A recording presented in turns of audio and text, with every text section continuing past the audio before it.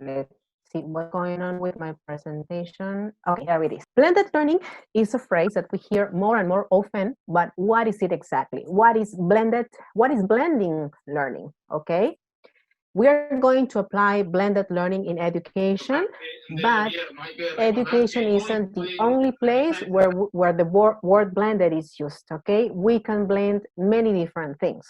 For example, what do you think are things that we can blend in our daily life? What do we blend? Can I have some answers in the chat?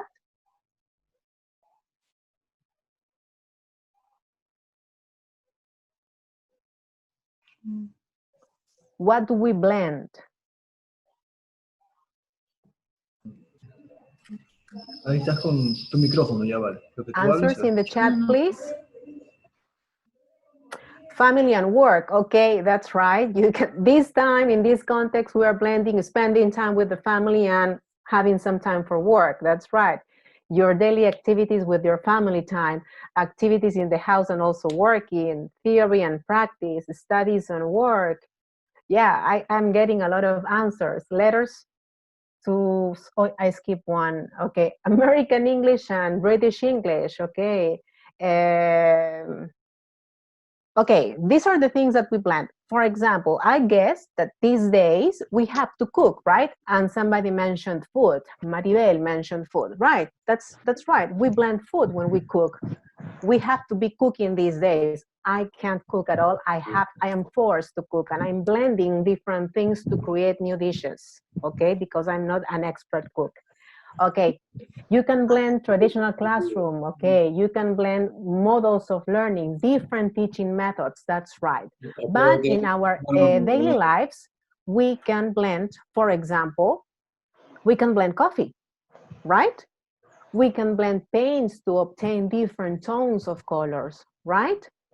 We can blend metals, well, not we, but maybe expert people can do that. And we can blend baby food. How do we do that?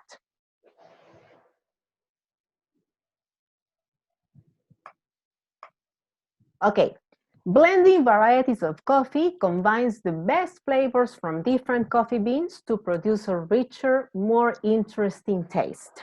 Do you like drinking coffee? Right? For example, that picture that I am showing in the slide, yes, it's like some cravings that I'm having these days, right? We are not having access to Starbucks or any coffee shops. That's right, delicious, coffee is delicious. Yes, I'm sorry for tempting you, okay, with the picture. Yes, we can also blend paints so that artists can have the exactly right hue for the picture, right, for what they're painting. So we can blend paints. What else can we blend? Alloys, for example, are blends of metals which display properties of strength that single metals on their own do not have, right? That's for jewelry, for example, or for building machines, etc. And baby food is blended so that it's easier to digest for the babies, right? We put different ingredients in the blender and we obtain something new and which is better for babies or for little children, right? Why do we blend things in general? We blend things to improve the final product in some way, right? Do you agree? That's right. That's what we want to obtain, a better teaching for you and a better learning for students. That's why we have to blend, in this case, teaching and learning and different strategies and approaches and techniques. You all agree, right? Yes, I'm getting a lot of yeses. That's right. Now, what is blended language learning? Okay, so we have seen some blends, right? Coffee, alloys and metals, baby food, etc., paints, right? So blended learning can describe any combination of teaching techniques or resources with the goal of making learning more interesting, better suited to the learner, and more effective. And I think we all agree with this one, right? Now, blended language learning is nothing new. We are all familiar in one way or the other with blended learning. And we are always incorporating techniques, blended learning techniques in our teaching. Maybe we haven't realized that yet, okay? Well, for example, when we are using a specific teaching technique, we can be using task-based learning, okay? And some sort of audiolingual teaching techniques as well, right? Okay, yes, that's one way of blending things. Blended language learning is summarized in the combination of normal classroom activities with self-study learning, okay? Of course, we need some support, the support of technology, okay? Now, a more complete definition of blended learning is an integrated combination of teacher-led learning with independent digital learning, okay?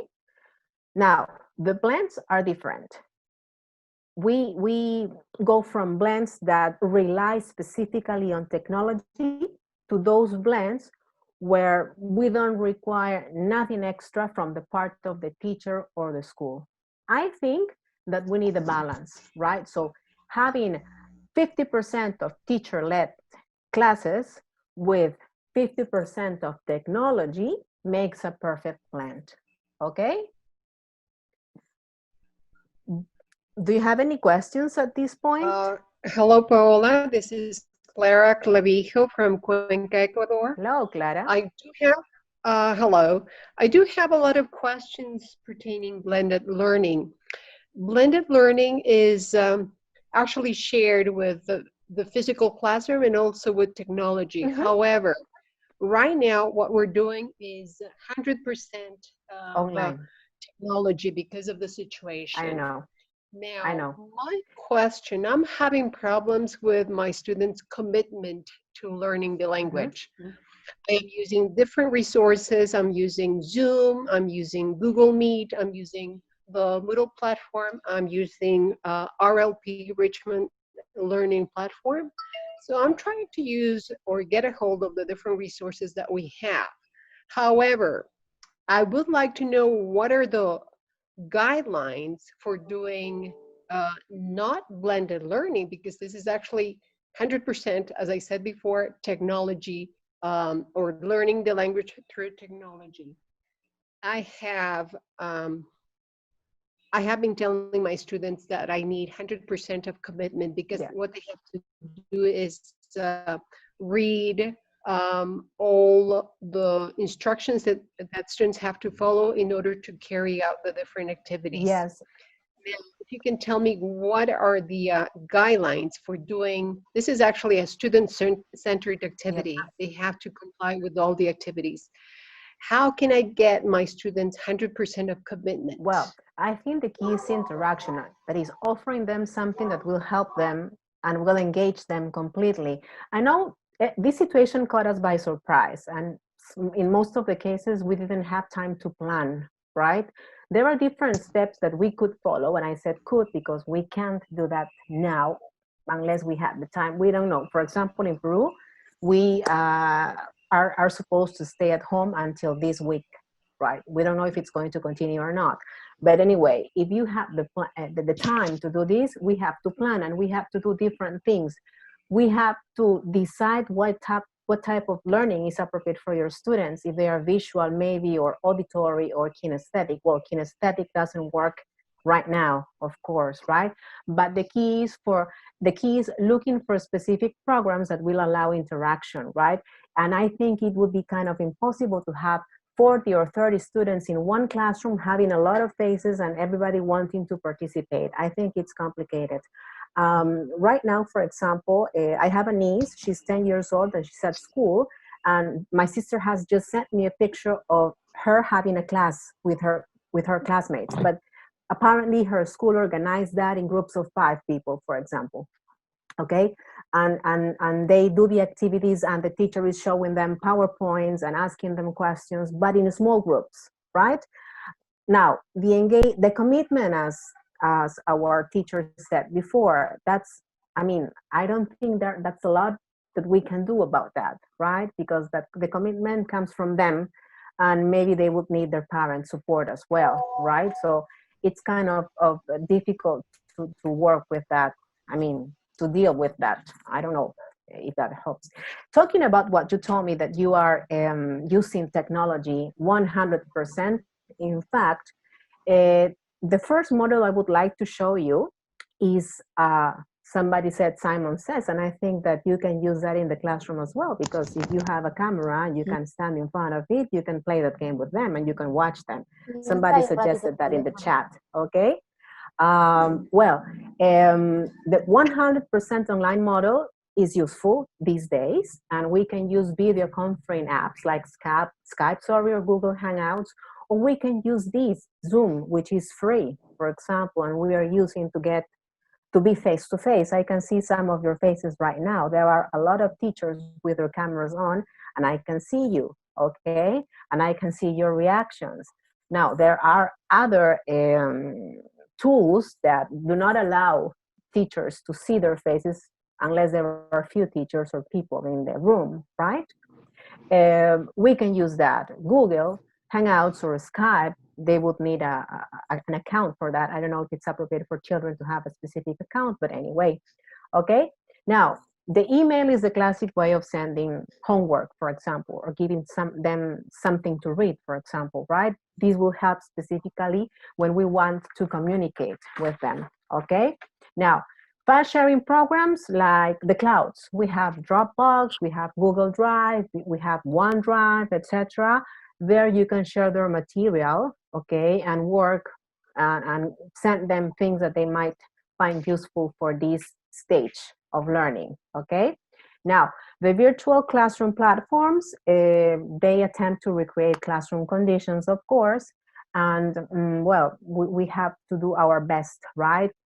We can also see our faces by using a webcam, and we can use other interactive means of communicating, such as chat boxes and whiteboards that you can write on. And I think there are specifically great programs for using that. If you are using the RLP, there's a specific part, the forums, where you can interact with the students in real time, practically, right? And you can add images, and you can create specific topics so that students can answer based on the question asked there, right? So somebody is suggesting here to do the show and tell with items from home, for example, and they can, yes, that's a good way of interacting and engaging and challenging them as well, right? It's easy. For example, I have a mouse right here. This is a mouse, and they can describe the mouse by using the vocabulary they just have. Google Drive, I mentioned it. It's the drives that we have, the clouds, right, for sharing material and things like that. But I think the best thing is to use a camera, because whenever we see that there is at least one face watching me on the other side of the screen, that will help a lot, I think. Thank you, teachers, for your suggestions. I've been reading them, and I find them really, really useful, okay?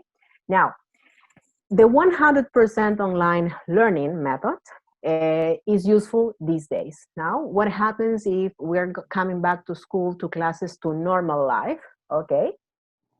Now, we can combine our teaching methods, right? In most situations, we're going to use the teacher-led lessons in the classroom, and the online part is going to be delivered through a website or what we call a virtual learning environment, or VLE, right? Sometimes it's known as a learning management system, okay?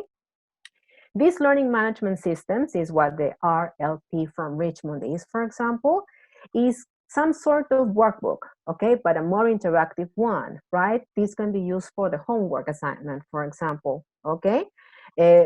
Exercises can be more varied and active, and students are given instant feedback on their work, right? If you are constantly checking their homework there, you can add some comments to what they're doing, okay? And well, online workbooks allow teachers to keep a check on their students' performance and can be updated with new material at any time, right?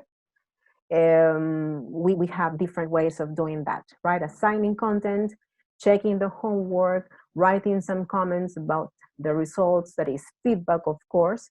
And there's been a lot of online materials for teachers to use in the classroom, right? For example, we have animated grammar presentations that we can find online. They are not complicated to find. There are vocabulary games as well. And these open up a range of possibilities for us, right? For students to learn as well. You can choose whether to use the traditional way, the traditional lesson plan, okay? Or go completely digital, or find a balance between the two to suit the students' learning needs, of course, okay? Well, somebody says here that not all of the students, or you don't know if all of the students have the computer, and they can, sometimes they're just one computer at home and mom has to use it for work, and then the child has to use it for the homework as well. Right, well, we have to adapt, right? Now, not talking about teaching English specifically, but I've read in some places that organizing a schedule is excellent, right? I mean, mom can have the computer and work from 10 to 12, for example. The child can use the computer from 12 to 2, for example, and that uses the computer in the afternoon. And meanwhile, you can use the free time without the computer that you have to do homework or to check the writing material that teachers might send as well. Okay, what kind of feedback is good at this time? Well, we have to be very positive these days, I think. Okay, I understand that some things are not well done by students, but I think that saying incorrect or no or wrong answer is not the right way to congratulate students, or we need to praise them, right? We have to use the correct and appropriate words, specifically these times when our moods are not like in their best moment, for example, right? You can do it better, that's right. Next time you can do it better, or you can take advantage of the situation and send them extra homework to that specific student. Remember that in our Richmond Learning Platform, we have the chance to assign homework not only to the whole class, but to specific students. You can choose who needs extra homework, extra points, extra support, and you can assign this student extra material. Or you can send this student privately more work to do or more explanation, or maybe you can arrange a private face-to-face by computer, of course, session, right? We need support from parents. That's right. Somebody's mentioning this right now. Words or phrases are important. We need parent support. We have to take a lot of things to take into account, right? Forums are great tools. That's right. We have the chance to be in contact, right? If we don't have cameras or microphones available at home, we have the forums always, right? The forum in our Richmond Learning Platform. Yeah, well, sometimes I'm reading another opinion here. For example, you call students, you see them connected and they don't answer, okay? And they tell the teacher that the microphone is not working, and others remain silent, right? Well, we have to force them. We have to call them one by one, for example, okay?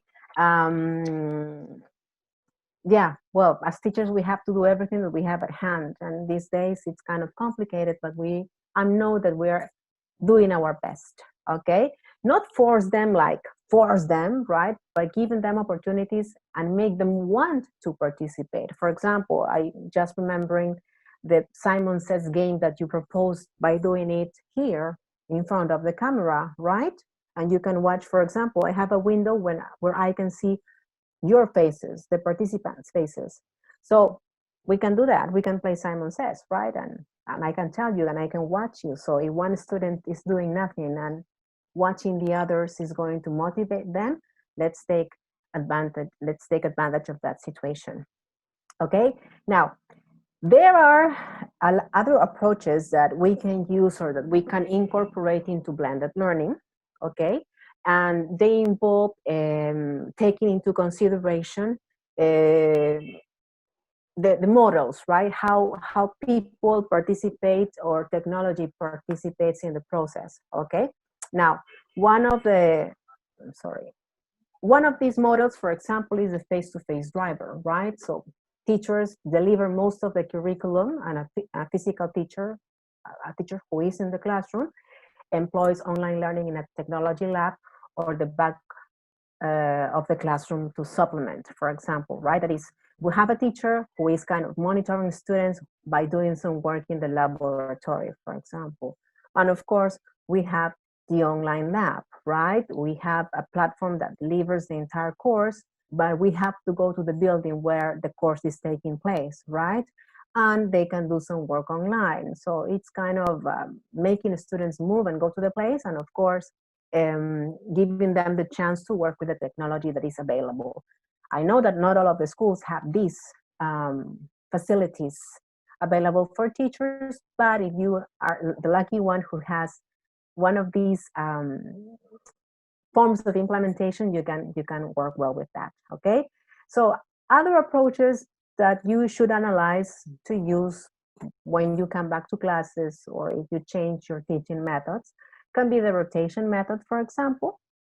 Students rotate on a fixed schedule between the self-paced online learning and sitting in a classroom with a face-to-face teacher. So we have one group working online or with technology, and another group with working with a teacher, right? And we like prepare, for example,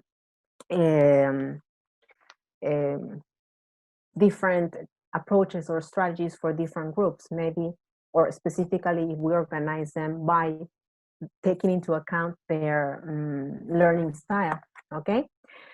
The flex approach is the online platform delivering most of the curriculum, and teachers provide support as needed, right, through the in-person group sessions. For example, the self-blend, the student chooses to take these online courses to support the traditional curriculum, for example, and it's very popular among high school students, not in Latin America, I think, but it's a way to apply this type of learning. And we have the online driver, where we have an online platform and the teacher delivers the curriculum and students work remotely, which is what we're doing right now. And we have some face-to-face checks when we have the time, of course, after all this ends, okay? And the check-ins like are available, are a possibility, or they can be mandatory. For example, this is some things that universities do, for example, for teaching their English classes, okay? Somebody's mentioning in the comments that flipped classroom is a good way of blended learning usage, and that's right. We're going to mention that in a while in this presentation, okay? Now, I have this quote, okay, by Dutney and Hoagley, and it reads, "Today's learners are often said to breathe technology, and this must be used to the full by the teacher because learning happens everywhere, not just in the classroom. This is particularly true in this digital age of ours." I would like to know if you agree, okay? Please type your comments in the chat window, okay? You agree, Cynthia agrees, Maria Intriago agrees, strongly agrees, okay? Maria Paredes and Patricio Bastidas, they agree. Erika, Diego, Eduardo, wow, everybody agrees, that's right. Now, there are some limitations. Nicolas agrees, Santiago agrees, everybody agrees, okay? There are limitations, of course, but we have to work with we have to work with what we have at hand, okay? Luckily, I have a computer. I can deliver this session online. I have internet connection. This is my cable, for example. I'm using it. I have some knowledge and I did some research. So this is what I'm doing, okay? I'm taking advantage of technology. Somebody mentioned before that the Richmond Learning Platform is not mobile friendly, right? That might be true because some of the things of the features are not appropriate for a small screen such as the computer. So that's why it works perfectly in a laptop or a desktop or a tablet maybe, okay? Most of you agree, each day is an opportunity to learn and to be a nice human. That's what Estefania Cruz says. Mario Gatica agrees as well. Yeah, that's right. Children are most technological than most of us maybe, okay? And well, it's there's something new to learn from our students, and there's something new we can teach to our teachers as well. Okay, very good. I know that you all agree with this. I'm happy to see that this is particularly true for most of us. Okay, yeah, practice makes perfect. I totally agree with that as well. Teresita Quiroz agrees too. Very good. Okay, now let's explore some of the benefits that blended learning has. Okay, which do you think are the benefits of blended learning? Okay. Well, with little kids, somebody is asking, what can we do with little kids? Well, we need to use the components that our programs offer. Most of them have digital CD-ROMs, right? What uh, virtual learning environments are not appropriate for little children because they do not know how to type, for example, or read or write, so it's kind of difficult for you, right? Autonomy, somebody mentioned autonomy as a benefit of blended learning. That's right. What else? What are the benefits of using blended learning? Take advantage of the situation. Students love technology. Teachers need to be prepared. They need to know how to use technology first. Become independent learners, using videos, you maximize your time. That's a good one. Yes, I like that. Classes can be more interactive. We can have more learning opportunities. Students get more responsible. That's right. Okay, I agree. Okay, some of the benefits I found, and I wanted to summarize them in 4 items only. It's that we as teachers can respond more appropriately to learning styles. Okay, now you know that there's in our classrooms there's generally a mix of learning styles and preferences, right? So with blended learning, students have the opportunity to work in a way that best suits them, right? We can personalize or tailor our teaching techniques specifically for groups of students. Yes, we can make it more interactive. We can, as I told you before, in the Richmond Learning Platform, there's the chance to assign content one by one, not to the whole group, but one by one. So if a student is more visual, I can assign them more visual content, such as pictures or graphs, etc. And to auditory learners, we can send them audios, etc. And we can find audios anywhere in the internet, of course, right? We can use a very different techniques that we have at hand. We can give our students more individual attention, okay? As I told you before, we can focus on one student who is struggling with specific topics, for example, and we can send this person or this student specific types of tasks, right? Either loading them in the cloud or sending them by email or having a virtual face-to-face conference, for example, or video call, right? You can send students different videos and activities for them to develop online. And I think there's something I want to mention about that. This is practically the theory of blended learning, okay? And it would be great to have a second session because we can show or we can share the specific tools that we use, right? For example, right now, I am about to develop some tutorial sessions online, and I am going to create my own videos by using PowerPoint, for example. And it's nothing complicated. I'm not techie, I'm not expert, I'm not a systems engineer or anything like that. But by doing some research, I found that the perfect way to create a tutorial, a video for my students to understand better specific topics is by creating a PowerPoint presentation, for example, and of course, recording my voice. I know it takes time, but that's our work, right? If we want our students to learn, we have to give them our best, okay? What else? Individual attention. We create confident learners because they are free. They feel free to learn whenever they want, and if they are responsible enough, they are going to be doing this as a fixed schedule. Somebody said, the teacher who intervened in the presentation before, who was wondering how can we make or engage our students better in these type of classes. we have to create a routine for them, right? It's not the same routine that parents are going to impose the students, right? Because they are their parents and we are just their teachers, but we are also worried about their learning. So they need to be motivated, of course. Miriam says that we need to be motivated and we need to give them the tools that we have at hand. Maybe they can show us some tools. We can share our tools. For example, PowerPoint presentations are very good tools, are very useful tools, sorry.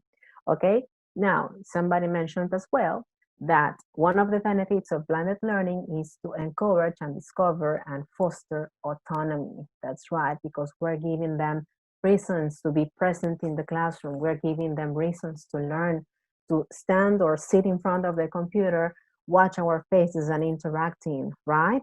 You are mentioning some examples of the tools that we can use to motivate students, and I'm reading one note from Microsoft. Somebody said something like, let me check, the Drive, participative classes, you can do reviews, for example, give them reading comprehension exercises, which are easy, right? We need to allow students to work at their own pace. What can you use as a tool? For example, PowerPoint videos work great, okay? And there are specific tools that are already online, and I think that you are familiar with Kahoot, for example, right? And we have Padlet as well to post some notes, etc. Yeah, you can use Zoom, which is a platform or the tool that we're using to get in contact right now. Okay, Google tools, we can use Quiz with 3Zs, right? And Powtoon to make entertaining videos, that's right. Google Classroom is another excellent tool. You know, you can be doing this session instead of me, huh? You know more, I bet that you know or have more tools at your disposal than me, okay? Yeah, we can explore them in another session maybe, okay? But we have to take into account that this blended approach helps teachers respond to learning styles better, right? And we are going to maximize the strengths of each environment, okay? Everything that we do for our students is for their own benefit, of course, right? So if you think it's appropriate for your students, use it, but don't forget that you need to establish a plan. I have a group of students who don't want to participate, and I have another group who definitely want to participate. So how are you going to balance that? So that's some planning that you have to do, okay? Google Classroom, I'm receiving a lot of suggestions as well. Quizlet, again, is good, that's right. So that's for students, and for you teachers, you may have a lot of sources where you can get your ideas from besides your own mind, right? Because this is the first creative tool that we have at hand, okay? Our creativity. With the students who don't have access to internet, well, how can you encourage them? Well, I think most of the students or most of the schools that you are teaching at, they have some tools available, right? For example, Richmond programs, they always come with some sort of digital component, right? So that's the first step, okay? The reality in Ecuador is that not all of the students have access to technology. But I think things will have to change after all the things that we are going through right now, okay? Maybe the government should pay more attention to that aspect, okay? Yeah, well, that's right. If I were the president, well, that's something else, right? Okay, talking about learning styles, somebody suggests doing telephone calls. Well, that can be a first step. Why not? Okay. Talking about learning styles, knowing our students' learning styles helps us to respond more easily to learners' different styles, of course, by maximizing the strengths of each environment, okay? It is easy for the teacher to prepare programs of study that take into account such learning styles. What should we do, for example? We can first analyze or test what type of learner my student is, right? Now, here I am giving you a link where students can take a quiz. They just click there and there will be a series of questions and they will have a result, right? Um, for example, I did this with an online virtual course we developed here in Lima. Students or teachers, because the course was for teachers, were supposed to find the learning style, okay? And the results were amazing. Teachers didn't know that their learning style was that or the other, okay? Some teachers, for example, had 50% of auditory learning style, and the others had 50% of visual learning style, so they were surprised, right? So that's why we have to balance, right, our teaching. So there's a link where you can that you can give your students and they can take the quiz. It's very simple. There are not too many questions, and there they will have the results, and they can send the results to you so that you can adequate your teaching, sorry, to those different learning styles. So we have 3 learning styles, right? We have the visual, where we are supposed to use more pictures, more images, and you can make them watch videos, for example, or look at PowerPoint presentations and slides. We have the auditory, we can give them more audio or we can read to them, for example. Maria Diego is asking me, you want something? The link is there. Take a picture of it or make a screenshot, etc.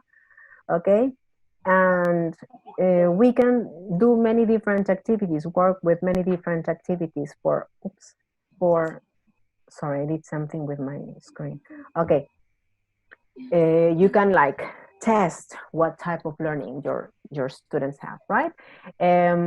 Blended learning definitely helps teachers give learners the attention they deserve, right? By developing a course that will make learners, that will take learners' needs more closely into account, okay? We can ask learners to cooperate in a task.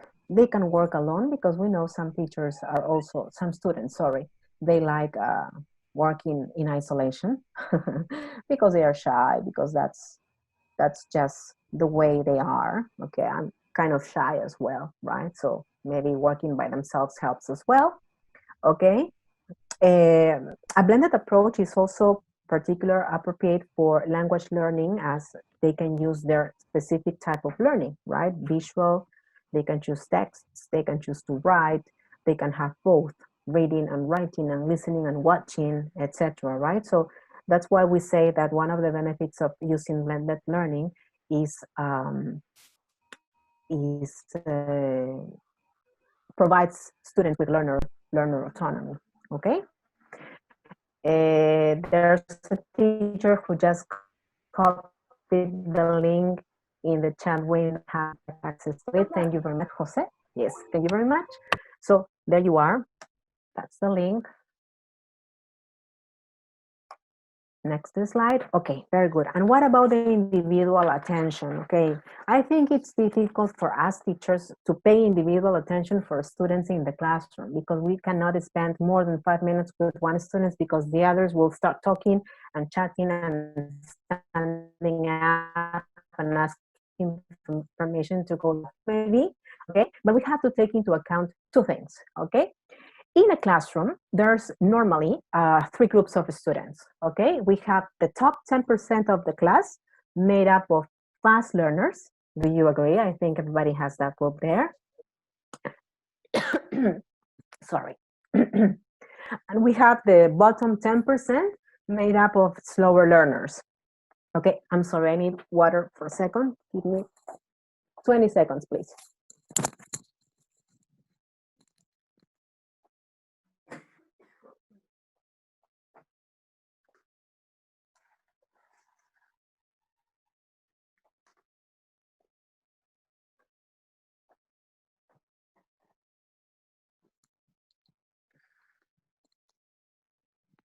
I'm sorry, I've been talking nonstop for 42 minutes. That's why I needed some water.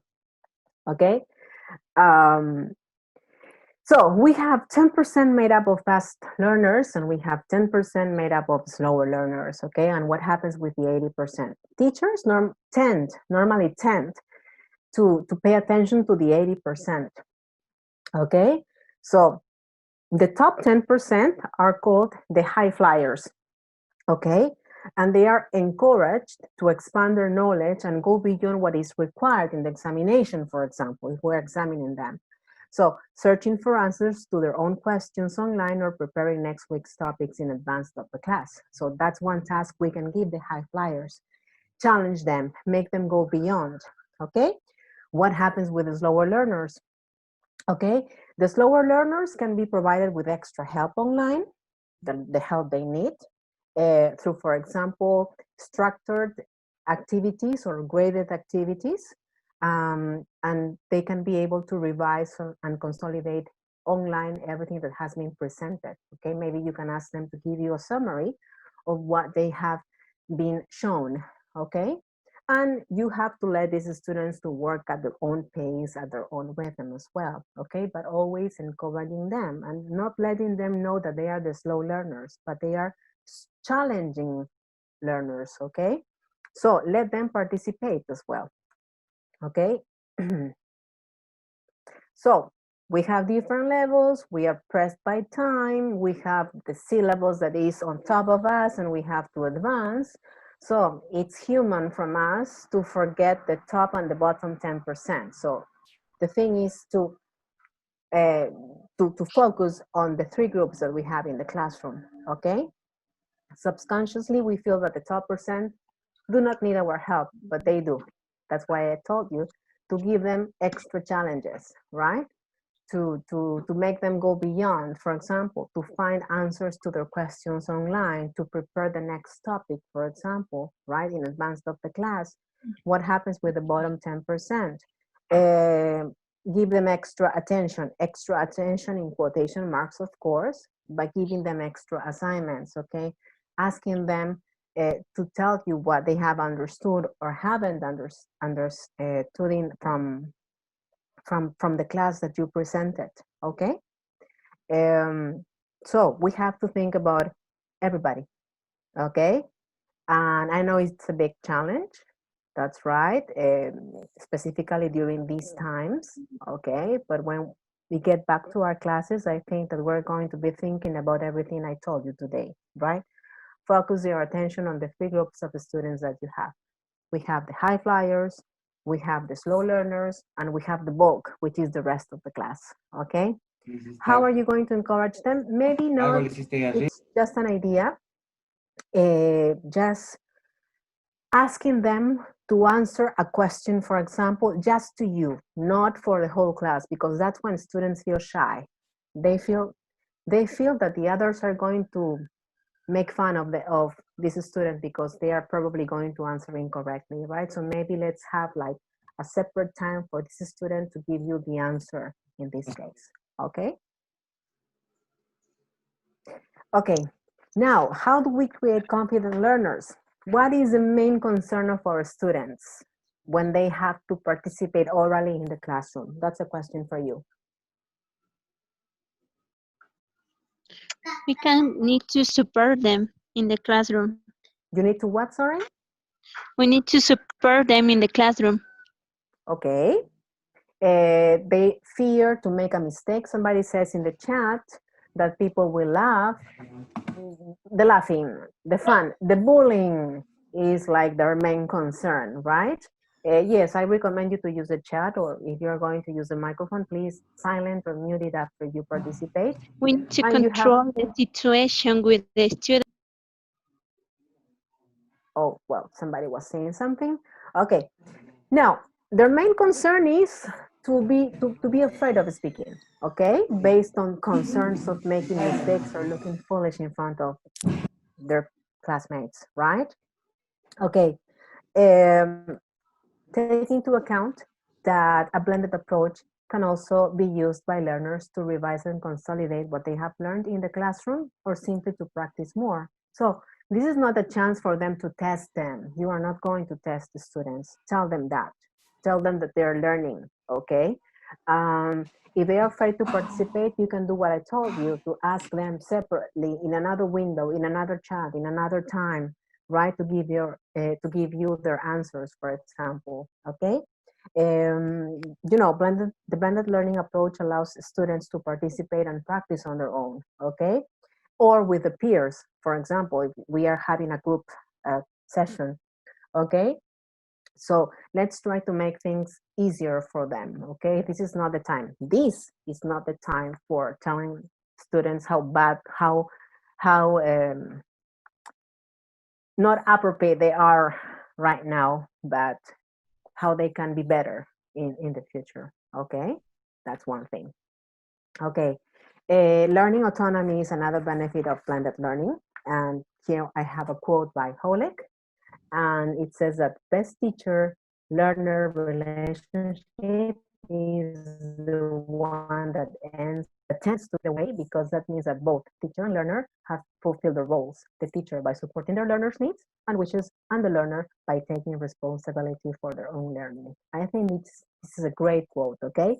I don't mean that you won't be needed in the future. Of course, we all need teachers because we need a person, a face, a human body, making gestures, for example, to explain something, okay? So it would be great. Yeah, you have a great responsibility, that's right. We need to learn that we need to support our students, we need to fulfill their needs, of course, and students have to realize that they have a responsibility on their shoulders, okay? Because this will suit better for teenagers maybe, or adult learners. If you're teaching adult learners, for children, we need like to be with them practically all of the time with the support of our parents. But for adult or older learners, we need to take into account that it's a responsibility, okay? I think for young adult teachers, I think things are quite easier, right? Because, you know, they are bigger, they are grown-ups, right? So they understand that this is something that they have to do on their own because it will benefit them, okay? Somebody saying that there's an online course Virginia is following, and yeah, her teacher told her that, or her classmates told her that her English was not helping her to take an English course, and she was very nervous and she couldn't put or connect her ideas together. But okay, she was kind of discouraged. Yeah, that's a thing there. Okay, yeah, I understand that. That happens not only to students but for us teachers as well, because teachers, we are also learners at the same time. We learn from our students and we are learning new things with this type of sessions, for example. Okay. Okay, now somebody mentioned something about the flipped classroom, and I think this is the perfect way of using the blended learning, okay? You know what the flipped classroom is, right? It's a type of blended learning where students view their lecture material at home and they do the coursework in class. Maybe this is what can help when we get back to the classroom, okay?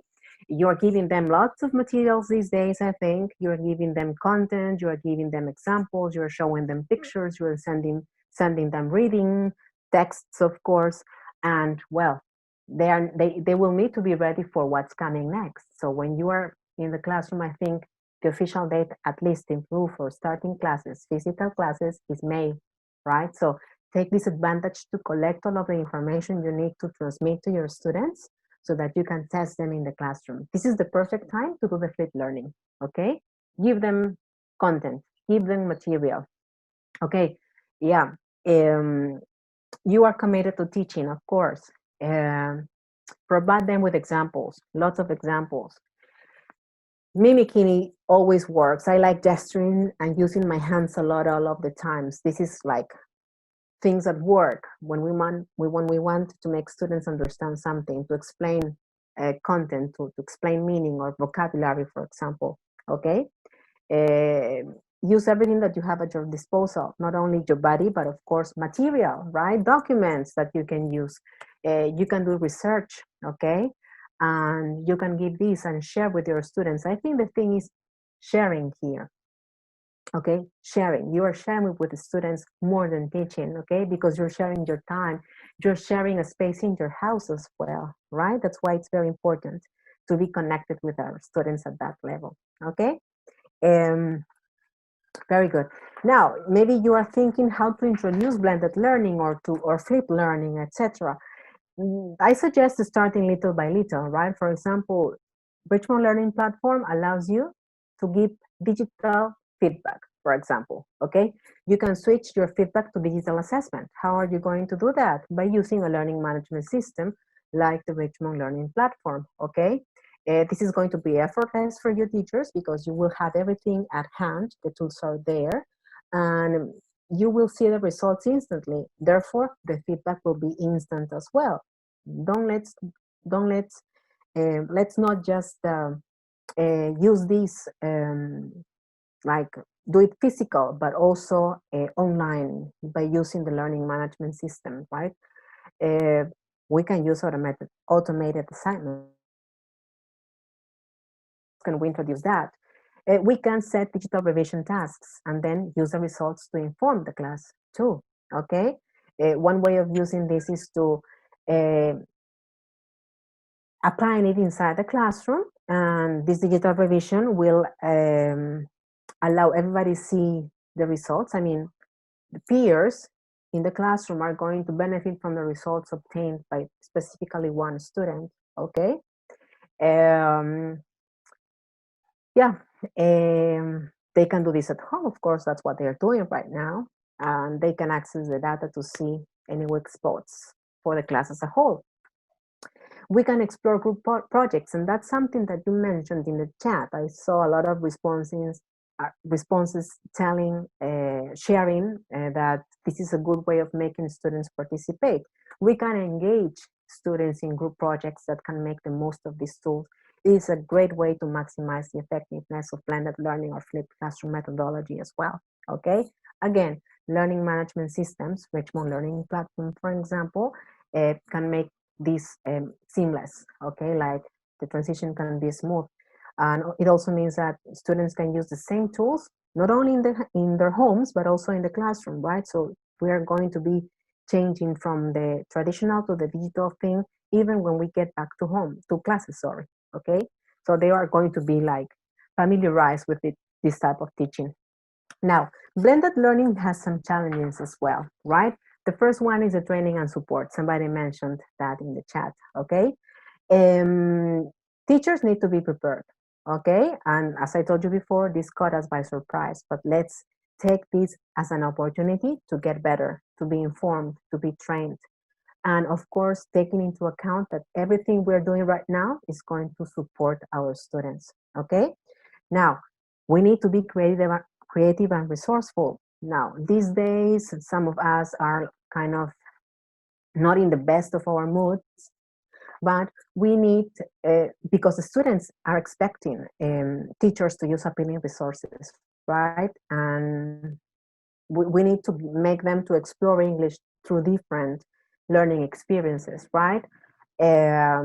So let's try to get a moment to think, right? Maybe before we start teaching or maybe sometime at night, and try to put ourselves in the students' shoes. What will interest them, okay? What will challenge them and motivate them? Watching me in front of the camera? Okay, I will do that. Giving them a lot of exercises online, if that works, why not? Of course. The context might be appropriate as well. This is the appropriate context, for example, to use blended learning. We are forced to be in our homes and deliver classes by using technology, okay? Some of you have to adapt, that's right, and you have to move students or move yourselves from your comfort zones, that's right, yes. And well, the context, I mentioned it already, the appropriateness, is it appropriate for my students to give them this specific tool, right? Maybe using Facebook is not the best tool to use with little children, for example. Can you use your cell phones and create WhatsApp groups? Yeah, that might help. you have to think, you know your students, of course. I know, well, classes haven't started at all or completely yet, but you know, if you've been working in that school for a certain period of time, you know what they need, why, what they might not need, what they might be familiar with or comfortable with as well, okay? And of course, we need to be ready to handle problems, okay? Because students are technophobic, teachers can be technophobic as well. But we have to face the situation. We need to be using technology these days. We use it every day with our cell phones, when we check our mails, when we connect to Instagram, when we send chats, when we receive mails, when you receive this type of virtual courses. So everything is appropriate, the context, the resourcefulness we need these days as well. Okay, be ready for what's coming. Okay, I think the best is yet to come, right? In terms of teaching, of course, and preparation and interest. Okay. Sorry, I have a question. Yep. Let me show you just this last slide. Okay. Sure. Yeah. Which is like things that are not true for blended learning. Sorry. Okay. Don't fear this. Okay. This does not make students work in isolation. This does not mean less work for us. And I know that you are 100% with this one. And it's not just for gifted students or the ones who are excellent students or for the ones who want to get extra credit. And it's not student-centered. It's also, it comes from the teacher as well, right? You need to be there for them. Okay? This is what I think blended learning is and what it isn't too. Okay? For students with special needs, we need a different training for that because that's a different topic, as well as with learning styles and multiple intelligences. We might find some other time to talk about this. Okay? I don't know. Well, Jimena is there. There are people asking questions.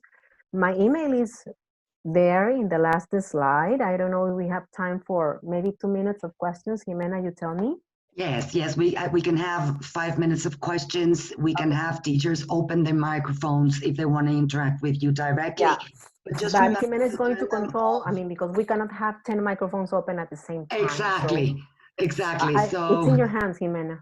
Yes, feel free. If you have any questions that you want to ask directly to Paola, please feel free to open your microphones, but don't forget to turn them off once you've asked your question. I'm here monitoring when someone opens a mic. I think Clara wanted to ask a question. Paola, can you go back to your previous slide? Please, they're asking for the previous one. Wait, yeah, there it is. There you go. Thank you. All right. There have been many issues using this technology-based instruction with our students. One of them that I found is that I have classes from 7 o'clock in the morning until 9 o'clock. So I have asked my students to become connected by that time. Out of the 28 students, I only had about 8 students. Now, I asked them what happened. So they said, not everybody has internet connection. That's one thing. The other thing is that not everybody has a laptop and not everybody has a smartphone. So this is a real issue. So what I did is in my syllabus or in my lesson plans, I included all the instructions for my students to follow step by step. So what they have to do is to read carefully what they have to do and to develop all the exercises in their notebooks. Mm-hmm. One of the ways that I'm aware that they're doing the activities is through a test which is created in the Moodle platform. That's one thing. Mm-hmm. The other thing is that I also use RLP, Richmond Learning Platform, to evaluate my students. So now, using technology can be, synchronous or asynchronous. Synchronous, which is real life, real time. Right. Like what we're having right now. Exactly. But because of the issues that I already mentioned, it's kind of difficult for me to get connected with my students. Mhm. The other way is asynchronous. So that's what I'm doing right now. So what I Right. do is post all the activities for my Mhm. students, and they have to follow all the instructions, as I said before. It's 100% students' commitment so that they can carry out all the activities in their time, not Uh-huh. my time, their That's time. right. Miss, can you They please have to repeat the two adapt. types? Synchronous and Synchronous, asynchronous. Synchronous means when the learning is happening at the same time, like we're doing right now. Like I'm talking to you, you're answering, you're using the chat. And asynchronous is Yeah. when you first give them the assignment, for example, or you give them the content, and then later on you meet and share and correct and give feedback, etc. Yeah, I know, but right now there are some books that offers different platforms that I think they are like unsynchronized because Asynchronous. you just have to follow instructions and you have to present homeworks, and I think it's really simple in Well, comparison with this because yeah, this well, dude, you know. the thing is that we have to adapt to what we have. I know, as I told you like 3 times now, this caught us by surprise. We didn't know this was going to happen, right? So we have to adapt and work with what we have at hand. If you have a platform, great. If you have internet connection and your students have internet connection, wonderful, right? But if not, working asynchronously might work. You can send them assignments online with specific instructions, very detailed instructions, and then you can check the results later on. Okay, you have to Okay, find a specific time to gather with your students and share the content or the learning or the homework, whatever you assign or give them. Okay. okay, but Excuse me. do you think this is going to work with kids of elementary school? It might work. Yes, why not? We are adapting. Not only teachers, but students and parents know that it's happening, so they will have to do this. Okay. I think it won't work 100% of the time, but at least we're getting students trained in this way of teaching, I think, right? So it will take time for us improve. It's This is our 4th week at our homes, and I don't know if all of the schools in Peru are already used to this type of working. I don't know.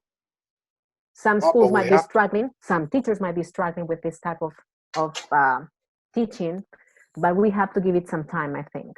Okay.